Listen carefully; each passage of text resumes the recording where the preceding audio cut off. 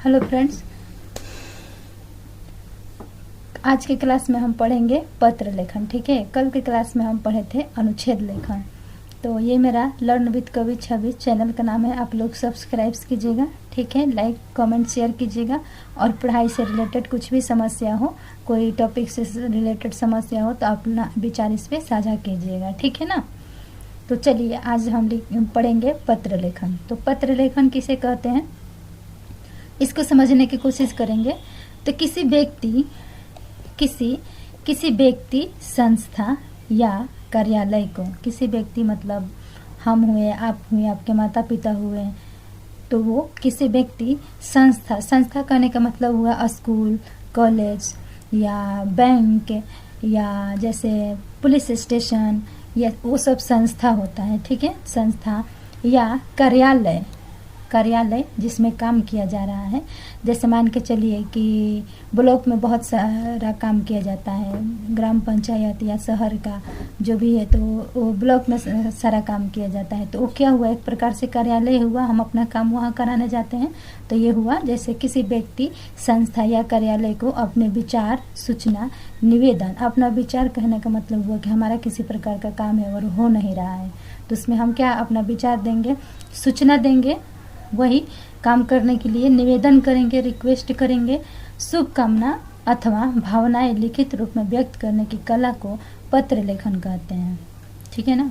एक और नीचे समझेंगे परिभाषा दूसरा, अपने विचारों, भावनाओं, सूचनाओं अथवा आवश्यकताओं को लिखित रूप में किसी व्यक्ति या संस्था तक पहुंचाने की प्रक्रिया पत्र लेखन कहलाती है। ठीक है, दोनों में से कोई भी आप लोग डिफिनेशन समझ सकते हैं। काफ़ी दोनों आसान है डिफिनेशन।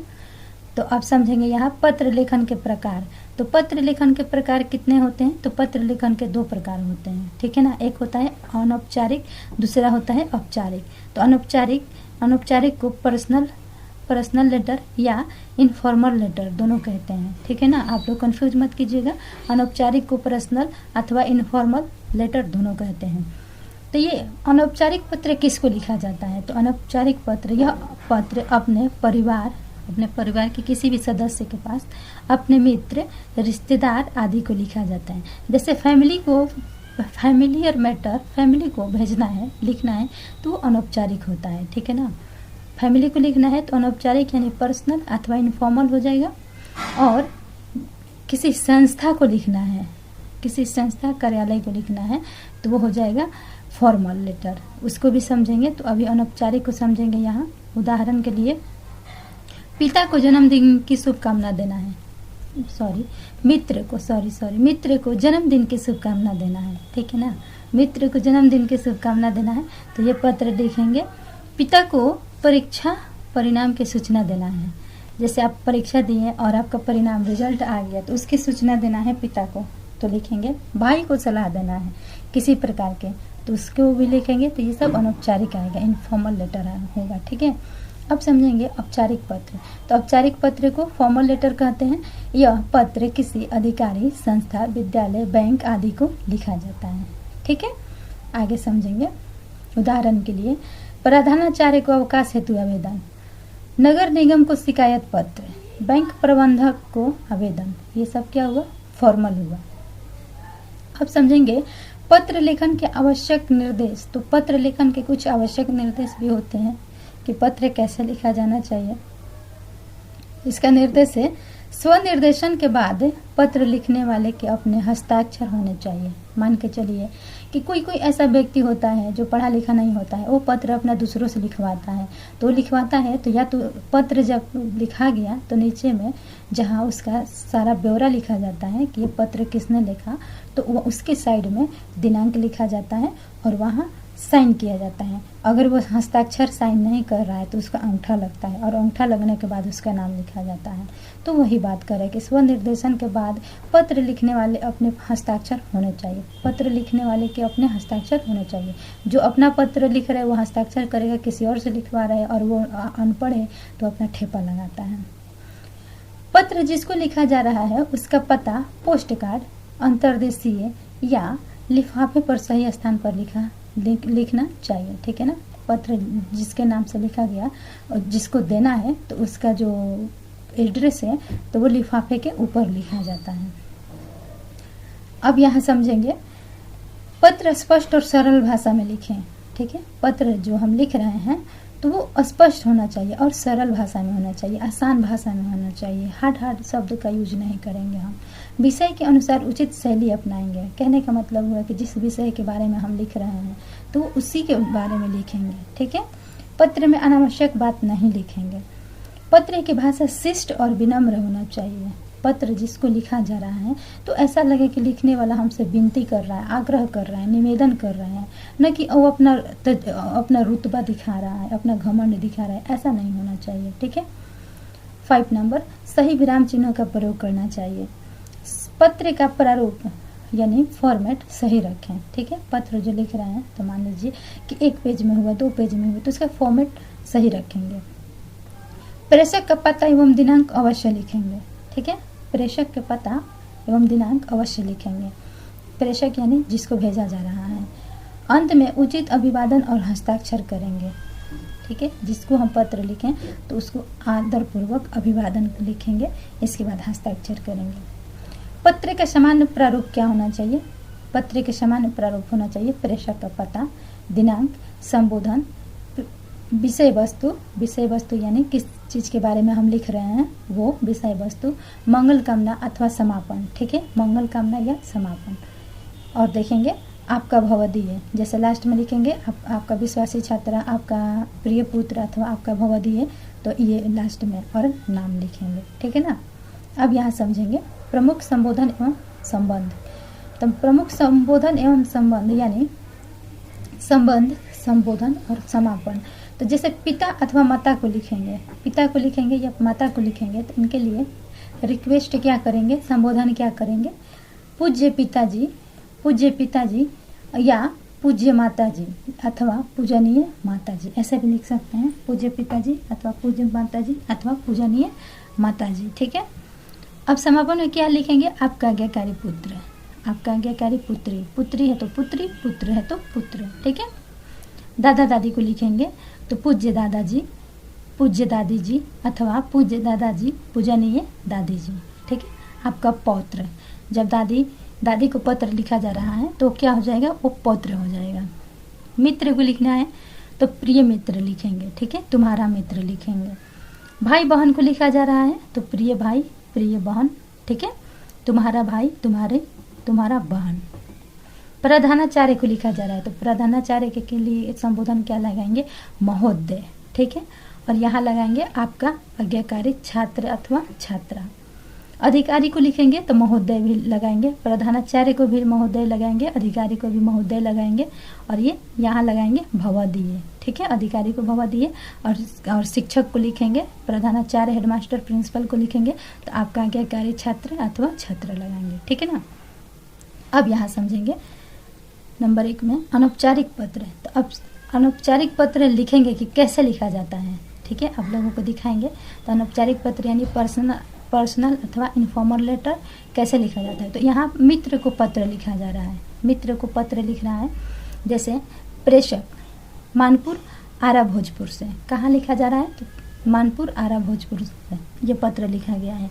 कब लिखा गया है? तो दिनांक 23 जुलाई 2026 को लिखा गया है। ठीक है। अब यहाँ लिखेंगे प्रिय मित्र राहुल। ठीक है, प्रिय मित्र राहुल, सब प्रेम नमस्कार। प्रिय मित्र राहुल, सब प्रेम नमस्कार।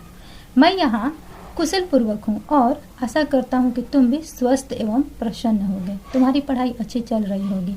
आगामी परीक्षा निकट है, इसलिए आगामी परीक्षा निकट है इसलिए नियमित अध्ययन करते रहो। कठिन विषयों पर विशेष ध्यान दो और समय का सदुपयोग करो। मेरी ओर से तुम्हारे माता पिता को प्रणाम। ठीक है, यहाँ कहना। ठीक है, मेरी ओर से तुम्हारे माता पिता को प्रणाम कहना। अब देखिए कितना शॉर्टकट में बात खत्म हो गया। यहाँ मित्र को पत्र लिखा गया और कितना शॉर्टकट में बात सटीकता के साथ लिखा गया। जो बात उसको कहना था वो अपना बात सटीक रूप से कहा। ठीक है ना। तो यहाँ तुम्हारा मित्र विकास कुमार, ये मित्र राहुल था, राहुल को पत्र लिखा गया था, किसके द्वारा? विकास कुमार के द्वारा लिखा गया था, ठीक है ना। अब दूसरा समझेंगे औपचारिक पत्र। तो औपचारिक पत्र यानी फॉर्मल लेटर, इसको कैसे लिखेंगे तो इसको समझाएंगे आप लोगों को। देखिए, प्रधानाचार्य को अवकाश हेतु आवेदन पत्र, बड़ा इसका यूज होता है, हम लोगों को हमेशा इसकी आवश्यकता पड़ती रहती है। प्रधानाचार्य को अवकाश हेतु आवेदन, तो कैसे लिखेंगे यहाँ देखिए, सेवा में प्रधानाचार्य महोदय, ये सब सिंबल लगाना बहुत जरूरी है। यही आप क्या है, एप्लीकेशन की सुंदरता बढ़ाता है, ठीक है ना, ये सब लगाना जरूरी है। सेवा में प्रधानाचार्य महोदय, राजकीय उच्च विद्यालय आरा, विषय 3 दिनों के अवकाश हेतु आवेदन। देखिए यहाँ देखिए, ये सारा फॉर्मेट सेम रहेगा। जैसे ये प्रधानाचार्य को पत्र लिख रहे हैं तो ये सब फॉर्मेट चेंज रहेगा, ये सब फॉर्मेट सेम रहेगा। लेकिन जब विषय डालेंगे तो आपको जिस चीज़ के बारे में लिखना है, जैसे यहाँ डाला गया 3 दिन के अवकाश हेतु आवेदन, तो 3 दिन के अवकाश डाला गया। अगर आपको कोई और चीज़ के छात्रवृत्ति के बारे में या मार्कशीट लेना है या कोई और काम है तो उसको यहाँ डालेंगे। जिस चीज़ के बारे में, जिस विषय पर हम लिखेंगे आवेदन, तो उसका हम यहाँ जिक्र करेंगे, ठीक है ना। विषय यहाँ हमेशा चेंज होगा, जिस चीज़ के बारे में लिखना है उसी का विषय डालेंगे, ठीक है। और यहाँ अपना स्कूल चेंज कीजिएगा, जैसे स्कूल, जिस स्कूल में आप हो उस स्कूल का नाम डालना है, ठीक है। अब यहाँ डालेंगे महोदय, सभी ने निवेदन है कि मुझे पारिवारिक कार्य से बाहर जाना है, ठीक है, पारिवारिक कार्य से बाहर जाना है, अतः मैं दिनांक 25 जुलाई 2026 से 27 जुलाई 2026 तक विद्यालय में उपस्थित नहीं हो सकूंगा। कृपया मुझे 3 दिनों का अवकाश प्रदान करने की कृपा करें, इसके लिए मैं आपका आभारी रहूंगा, ठीक है। अब यहाँ लिखेंगे, देखिए ये भी लिखना बहुत ज़रूरी है। ये यहाँ से पैराग्राफ चेंज करेंगे और यहाँ नीचे लिखेंगे। एक बार देखिए, ध्यान दीजिए कैसे लिखा गया है। यहाँ से शुरू किए, सेवा में प्रधानाचार्य महोदय, और देखिए यहाँ स्पेस छोड़े, फिर यहाँ से लिखना शुरू किए, यहाँ पैराग्राफ छोड़े, और फिर जब रिक्वेस्ट उनसे करेंगे, कृपया मुझे 3 दिनों का अवकाश प्रदान करने की कृपा करें, इसके लिए मैं आपका आभारी रहूँगा। यहाँ से पैराग्राफ चेंज करके इसको लिखेंगे नीचे, ठीक है ना। अब यहाँ लिखेंगे धन्यवाद। भवदीय, यहाँ भवदीय भी हो जाएगा या आपका आज्ञाकारी छात्र अथवा छात्रा दोनों हो जाएगा, ठीक है ना।